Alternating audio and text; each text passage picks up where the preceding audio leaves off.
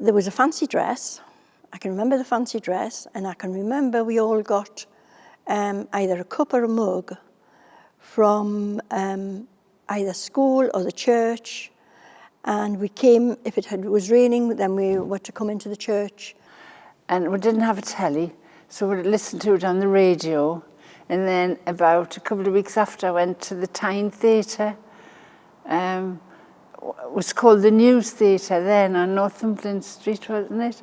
And I watched it there, watched the coronation there. We didn't have a television, and neither did my parents, but my parents' neighbour had a television, and we all trooped into Mr. Murray's house and watched it on what I know now to be a very small black and white screen. But it was such a thrill to think that was all happening in London, and here we were in Gateshead watching it. And I'll never forget the Queen's beautiful smile.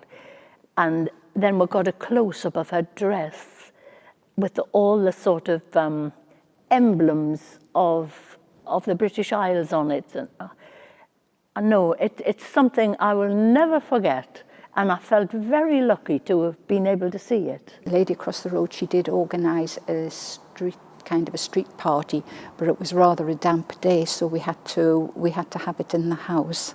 And this lady had the children in her house, and the adults went into somebody else's house. And I can always remember that this little boy, he threw some food across at the other ones, and it went and hit her wallpaper, and it rolled down her wallpaper. And of course, nobody let on. She never noticed it for ages after. And every time after that, when I used to go in a house, I used to see this mark on the wallpaper and think that was our coronation tea that we had.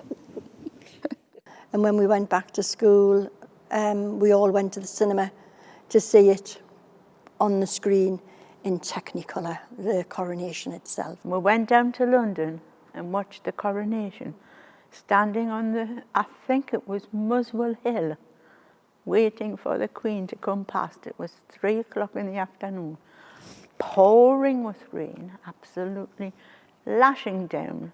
And everybody had used newspapers to cover their hair and their bodies and things like that. And when we come to move away from there, it was a good job we had wellies on, because it was that thick in newspapers. And the film at the time was 7 Brides for 7 Brothers, which my dad took me to as a special treat.